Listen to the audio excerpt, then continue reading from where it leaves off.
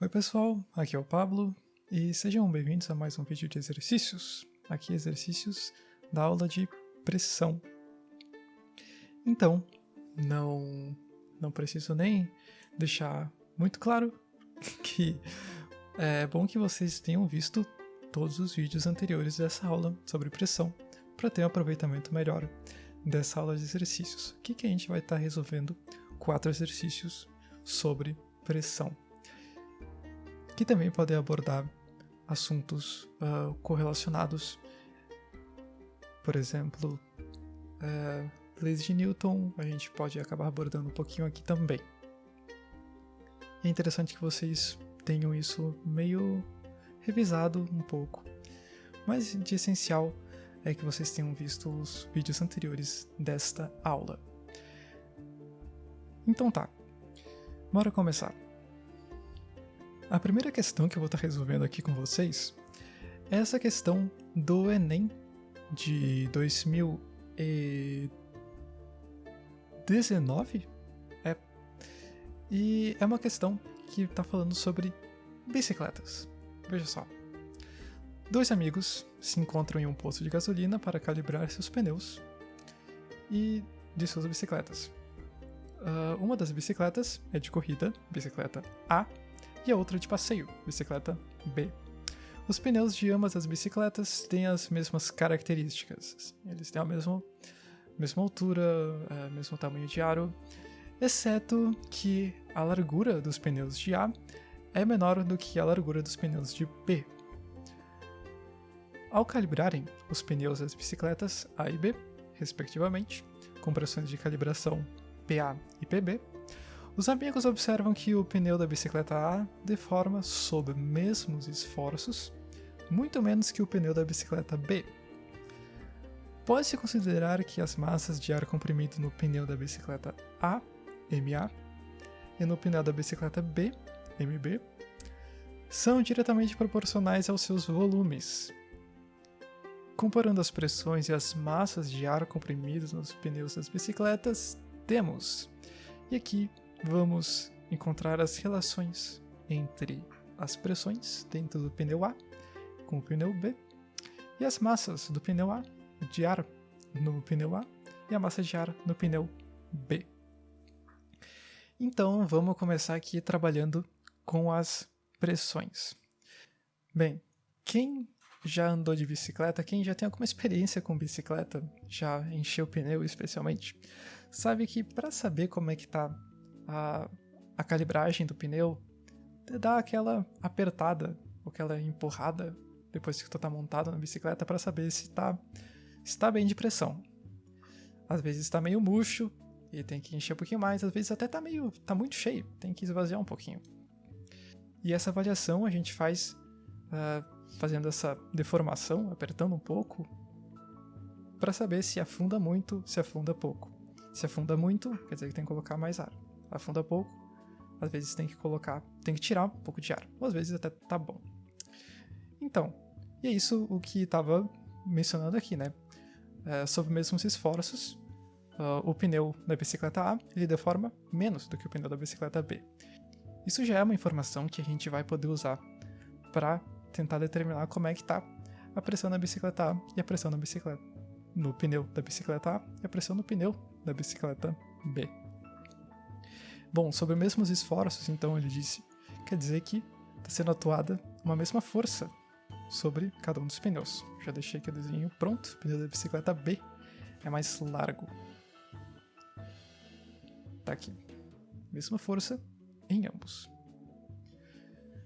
Ok, só que o que de fato vai deformar o pneu da bicicleta não é só a força que a gente faz, mas a pressão que a gente faz. Porque se o pneu for muito largo, a gente lembra da equação da pressão, que é P igual a força dividido pela área.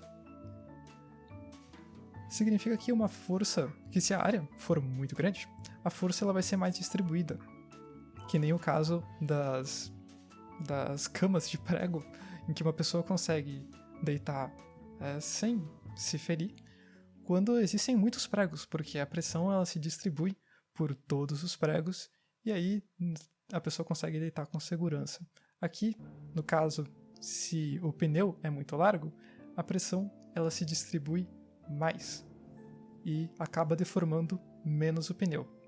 Ou seja, a pressão no pneu largo, por ter uma área maior de atuação da pressão, quando a gente, por exemplo, empurra o pneu com a mão, ou então quando a gente sobe em cima da bicicleta e empurra a bicicleta para baixo, para ver como é que está de pressão, a área do pneu ela vai, entre aspas, diluir a força, espalhar a força que está sendo atuada, que está atuando sobre o pneu.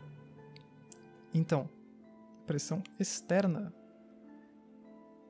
em A vai ser maior do que a pressão externa em B.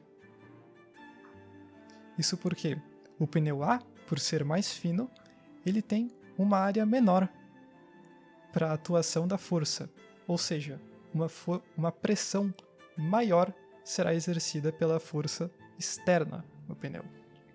E quem impede que o pneu seja deformado é a pressão do ar dentro do pneu.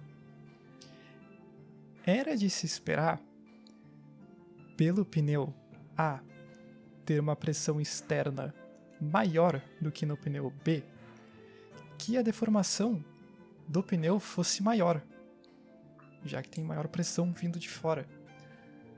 Mas como já está dito aqui que o pneu da bicicleta A deforma sob os mesmos esforços muito menos que o pneu da bicicleta B, isso significa que tem algo muito grande ali dentro, uma pressão muito grande ali dentro atuando. Isso é, muito maior do que a pressão dentro do pneu B.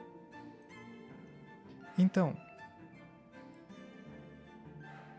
se o pneu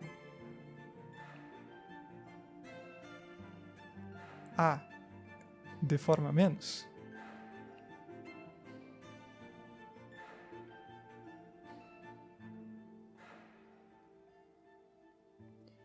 então PA, a pressão interna no pneu, vai ser maior do que PB. Ok, então nós temos aqui quantas opções com PA maior do que PB? 1, 2, 3. Ok, falta descobrir a relação das massas. Só vou aqui apagar rapidinho. Já está escrito aqui que as massas de ar comprimido no pneu da bicicleta A, MA, e no pneu da bicicleta B, MB, são diretamente proporcionais aos seus volumes. Então, quem tiver maior volume vai ter mais massa. Bom, quem tem maior volume aqui? Bom, se, de acordo com o enunciado, os pneus de ambas as bicicletas têm as mesmas características, exceto que o pneu da bicicleta B é mais largo do que o pneu da bicicleta A. Então, digamos que eles têm a mesma espessura aqui, a mesma altura. Eles só mudam pela largura, então vai ter mais volume no pneu B. É maior do que o volume do pneu B é maior do que o volume do pneu A. O que significa que a massa de ar no pneu B é maior do que a massa de ar no pneu A. Bem, representando aqui a partir da massa de ar do pneu A, nós temos que a massa de ar do pneu A é menor do que a massa de ar do pneu B. Então a resposta é certo. Então, bora para a próxima questão. Bem, essa questão também veio do Enem de 2018. E aqui a gente vai estar falando sobre beber suco de canudinho. Talvez você já tenha bebido suco usando 2 canudinhos iguais. Entretanto, pode-se verificar que, se colocar um canudo imerso no suco e outro do lado de fora do líquido, fazendo a sucção simultaneamente em ambos, você terá dificuldade em beber. Essa dificuldade ocorre porque enfim, temos as opções para explicar por que é difícil beber um canudinho com um canudo, beber suco de canudinho quando um canudo está dentro do líquido, mas o outro está fora. E para explicar aqui o porquê dessa questão, eu vou começar explicando aqui o caso normal de beber o suco com canudinho. Um canudinho, tal como essa moça está fazendo aqui na foto. Essa foto aqui não é do Enem, tá? Eu peguei ela da internet só para ilustrar um pouquinho melhor. E o que acontece quando a gente bebe alguma coisa de canudinho? Bom, a gente suga pela boca, faz uma sucção. E essa sucção funciona da seguinte forma: nós expandimos o nosso pulmão para para sugar o ar que está dentro da nossa boca. E o que acontece é que, nesse movimento, a pressão dentro da boca ela fica menor do que a pressão atmosférica. Assim, quando você está numa condição assim, normal, sem fazer nenhum movimento, nenhuma sucção, nem nada na sua boca, você tem aí a pressão atmosférica igual à pressão dentro da sua boca. Quando você faz um movimento que nem esse, ela fica menor. Bem, aqui fora, obviamente, nós temos a pressão atmosférica. Ainda existe ar dentro da boca, tá? Não é que nem como algumas pessoas dizem que a gente faz um vácuo dentro da boca. Não, o vácuo seria a ausência completa de ar dentro da boca, e isso não acontece, tá? Ainda existe ar, só existe um pouco menos para fazer uma pressão um pouco menor dentro da nossa boca. Mas afinal, a pressão atmosférica ela tá atuando sobre tudo, né? Sobre a moça, sobre a janela, sobre o copo de suco e sobre o próprio suco. Como a pressão aqui fora no suco é maior do que a pressão aqui na boca, que acaba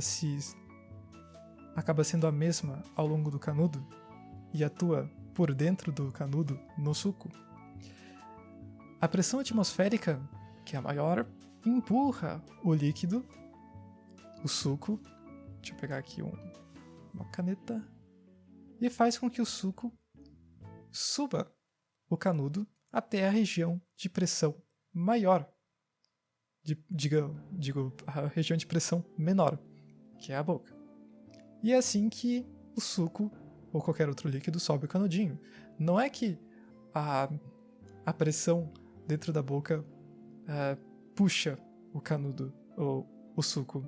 É a pressão atmosférica, a pressão que está fora, que empurra ele para dentro da nossa boca. Bom, agora a gente vai ver o caso do canudo dentro, junto do canudo fora do suco. Só vou apagar aqui.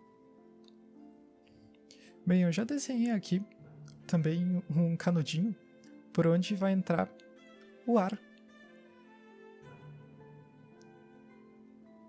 quando a gente suga os 2 canudinhos ao mesmo tempo. Bem, então o que acontece aqui? Tendo um canudinho ligando a nossa boca direto à atmosfera, mesmo que a gente tente expandir os nossos pulmões para fazer o movimento de sucção, o ar de fora vai preencher a falta de ar na nossa boca, fazendo com que a pressão dentro da nossa boca continue sempre igual à pressão da atmosfera.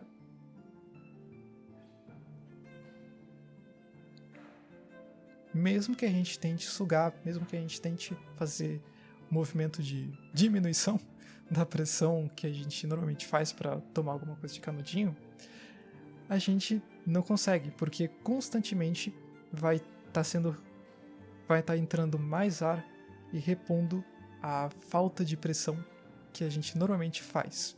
Assim que a pressão dentro da nossa boca vai continuar igual à pressão atmosférica, enquanto tiver essa passagem da atmosfera para o ar livre até a nossa boca, formada pelo canudinho verde aqui, então a pressão que é exercida por fora do canudinho, que é a pressão atmosférica, vai ser igual à pressão exercida por dentro do canudinho, que seria a pressão da boca, só que ela é igual à pressão atmosférica. Como essas duas pressões aqui são iguais, não há como empurrar o suco para cima através do canudinho. Então você não consegue beber o suco. E a resposta da questão é o item E. A pressão no interior da boca assume praticamente o mesmo valor daquela que atua sobre o suco, que é a pressão atmosférica. Então, está feito. Terceira questão. Essa aqui veio do vestibular da URGS, aqui mesmo, de 2019. Então, questão 10 da prova de física. Em um tubo transparente em forma de U, contendo água, verteu-se em uma de suas extremidades uma dada quantidade de um líquido não miscível em água. Considere a densidade da água igual a 1 grama por centímetro cúbico. A figura abaixo mostra como ficaram distribuídas a água e o líquido, em cinza, após o equilíbrio. Qual é, aproximadamente, o valor da densidade do líquido em gramas por centímetro cúbico? Queremos descobrir a densidade do líquido estranho, desse líquido em cinza aqui, e a gente conhece a densidade da água e a altura dessas duas colunas. Uma equação que a gente conhece que trabalha com as densidades de fluidos e com colunas de fluidos é a equação da pressão. O que a gente quase viu na questão anterior, que é a pressão no fundo de uma coluna de fluido vai ser igual à pressão inicial, a pressão no topo da coluna, mais o ρ, que é a densidade do fluido, h, a altura da coluna, g, a aceleração da gravidade. Bem, se a gente monta essa equação para essas duas colunas, digamos, considerando a partir daqui, isso aqui é uma coluna, isso aqui outra coluna, aqui partindo da linha tracejada. Então nós temos que pegar aqui, vamos pintar isso aqui de azul para representar que é água. Isso aqui tudo é água. E vai ser, e a pressão aqui embaixo da coluna de água vai ser P igual a P inicial mais o ρ da água, densidade da água, a altura da coluna de água, aceleração da gravidade. Bem, para o líquido estranho aqui, que eu vou usar um amarelo para representar, e a pressão aqui embaixo, no fundo da coluna do líquido estranho, vai ser igual ao P amarelo, igual a pressão inicial em amarelo, densidade do líquido, altura da coluna de líquido, aceleração da gravidade. Bem, a gente sabe que para um corpo de líquido, de fluido homogêneo, seja tudo igual e tudo estático, tudo parado, como é aqui, o enunciado diz que o sistema já está em equilíbrio, ou seja, está tudo paradinho, bonitinho. A gente sabe que em uma situação que nem essa, a pressão no corpo de fluido vai ser dada pela altura. Digamos, medisse a pressão aqui, nessa linha vermelha na esquerda e nessa linha da direita, estando a uma mesma altura, as pressões serão iguais nesses dois pontos. E o mesmo acontece para cá, está na mesma altura, e o mesmo acontece nessa interface aqui e nessa interface aqui, já que é o limite assim desse corpo com água aqui embaixo. E a gente ainda pode considerar esse princípio como correto. Ou seja, as pressões ao longo dessa linha pontilhada serão iguais. Ou seja, as pressões no fundo de cada uma das colunas vai ser igual. A pressão inicial... Acho que eu vou colocar aqui a pressão inicial da água, né? Nossa, esse zerinho ficou muito ruim. Pressão inicial na coluna de água, mais densidade da água, altura da coluna de água, G, vai ser igual... Deixa eu mudar aqui. A pressão inicial no topo da coluna de líquido mais a densidade do líquido, a altura da coluna de líquido, a aceleração da gravidade. Bem, a gente sabe que esses tubos estão abertos aqui, ou seja, eles estão livres para o ar livre. Então, quem é a pressão que está atuando aqui no topo? É a pressão da atmosfera.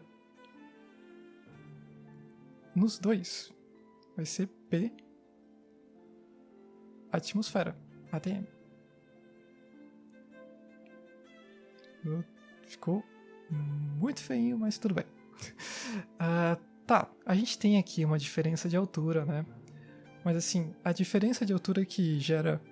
a diferença de pressão que gera uma coluna de ar de uma altura tão pequena, 3 centímetros, é praticamente insignificante. A gente pode considerar que, pelo menos no nosso caso, a gente pode considerar que as pressões da atmosfera atuando em cima de ambas as colunas é a mesma. Então, isso aqui vai ser pressão da atmosfera, isso aqui também. Então a gente pode cortar as duas, já que estão em lados opostos da equação. E resulta que densidade da água vezes a altura da coluna de água, G, aceleração da gravidade, vai ser igual à densidade do líquido vezes a altura da coluna de líquido vezes G. Ok, então agora a gente queria descobrir a densidade do líquido, o ρL. Então agora só resta isolá-lo, passar para o outro lado. Aqui a gente já pode eliminar o G, né? Está presente nos dois lados multiplicando. Se passasse um dividindo por outro, só eliminaria. Então,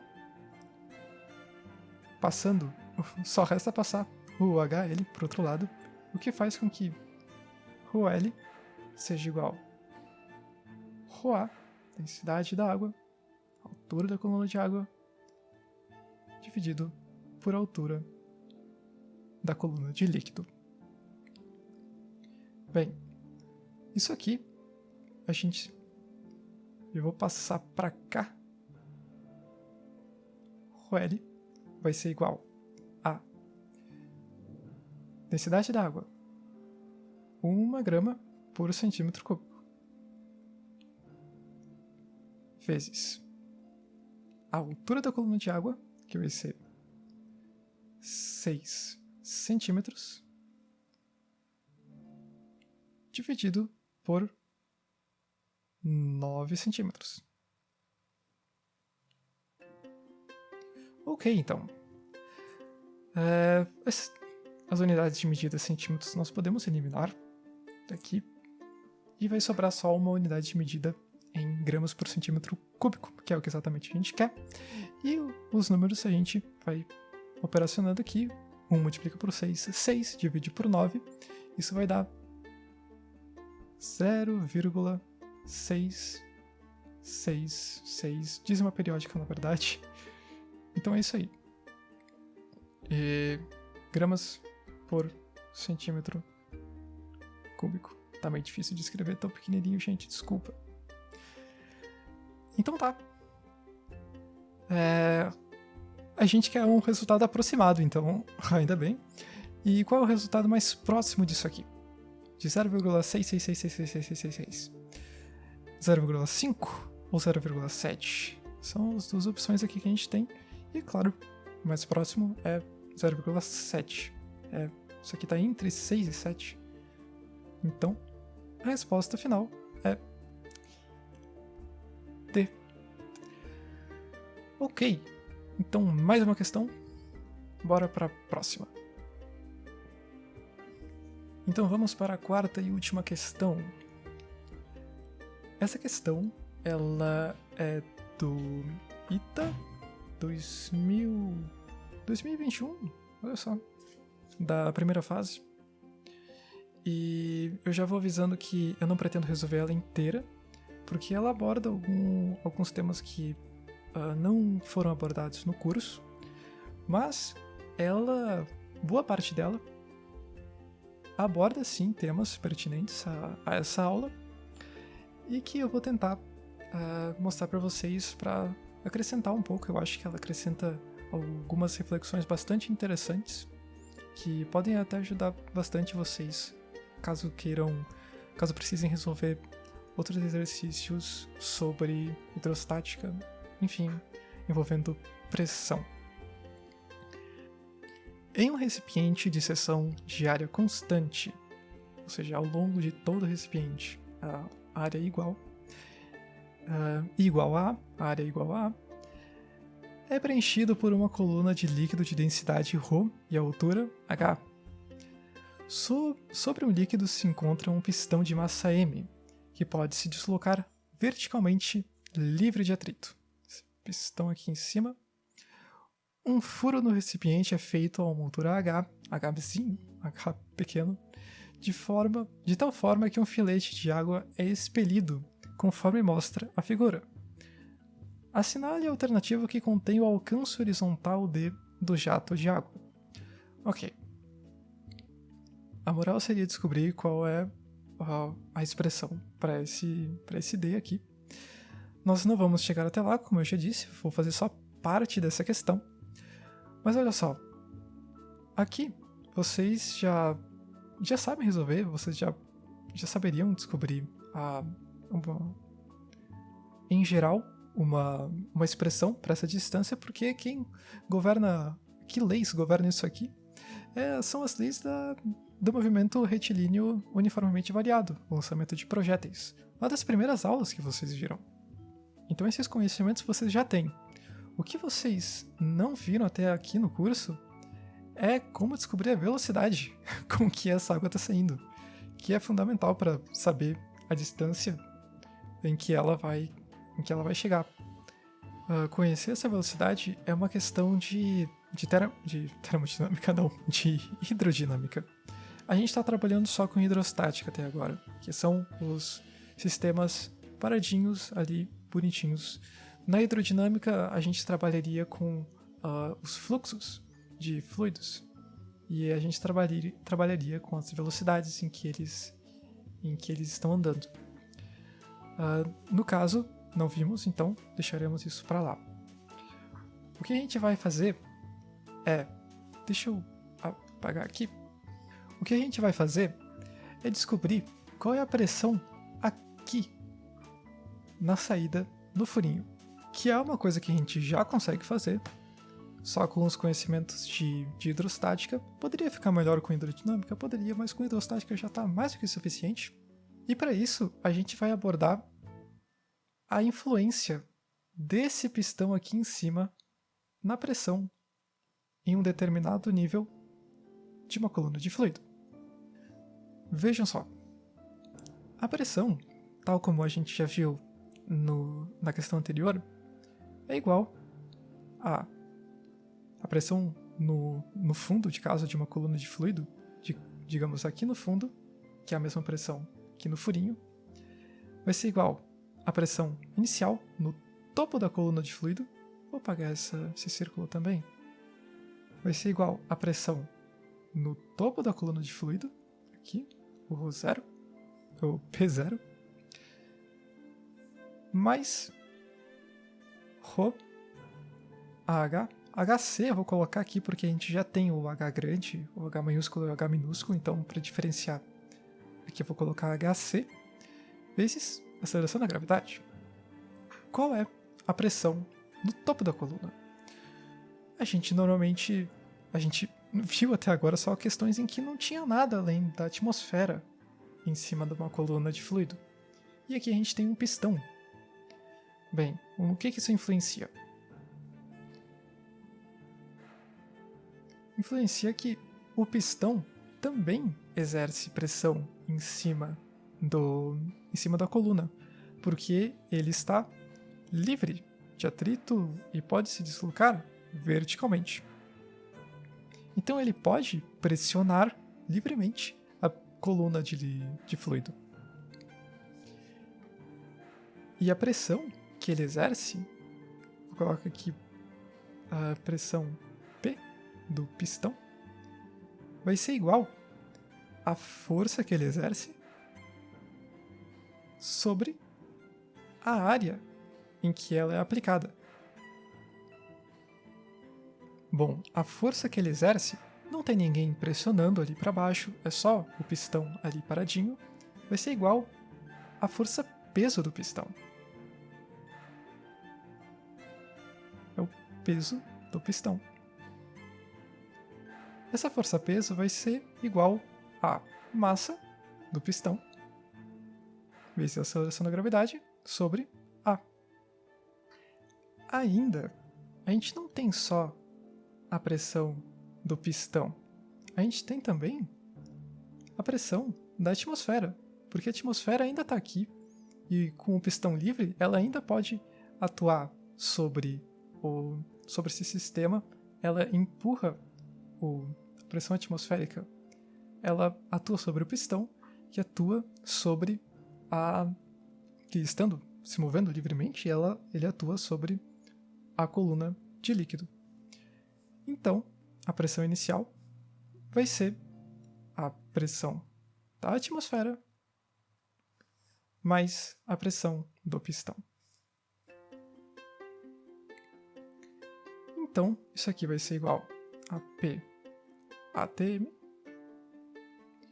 mais mg, massa do pistão, aceleração da gravidade, dividido pela área, que, assim que eu acho que eu não mencionei isso, né?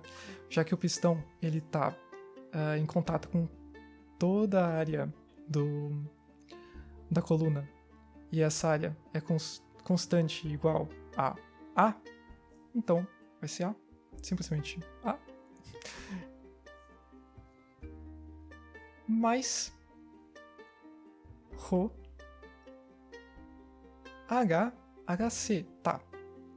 Qual é a altura? O HC aqui.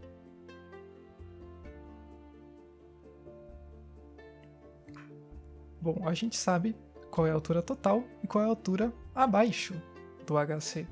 Então, vai ser simplesmente a diferença da altura total com a altura abaixo. Vai ser H grande menos H pequeno vezes a aceleração da gravidade.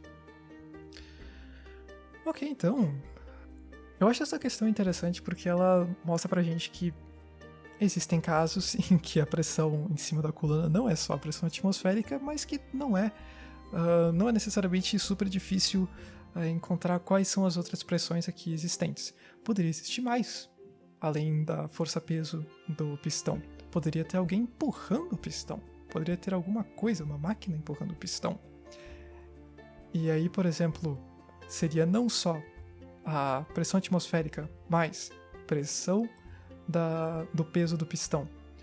Como seria mais essa pressão exercida por uma força extra, que poderia ser adicionada simplesmente colocando ao invés da força do pistão, uma força de pistão mais uma... difícil escrever pequenininho. Mais uma força externa. E aí a força externa é força de alguma coisa além do pistão, claro. E tudo isso sobre A. Mas ok, paramos por aqui então. Essa aqui é a pressão no fundo, isso é, no furo, aqui onde sai a água. Ou, não disse água, né? É só um líquido, enfim, onde sai o líquido. E eu vou parar por aqui mesmo, tá?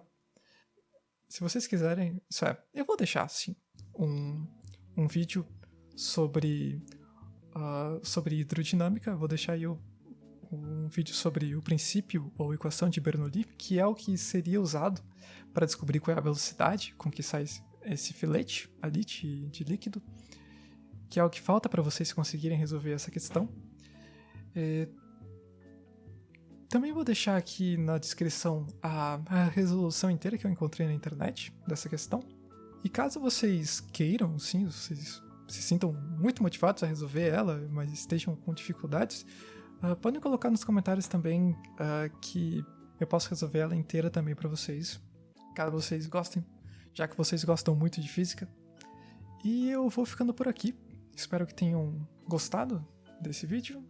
E desculpem qualquer problema técnico, assim, eu tô passando por sérias dificuldades para gravar a tela do meu computador e espero que não fique muito ruim. Qualquer dúvida podem colocar nos comentários do vídeo também, ou então nos fóruns do Moodle. E aproveitem as próximas aulas, e também as aulas anteriores, né? Já tem um bocado de aula aí que vocês podem aproveitar. E nos vemos nas próximas aulas. Até mais!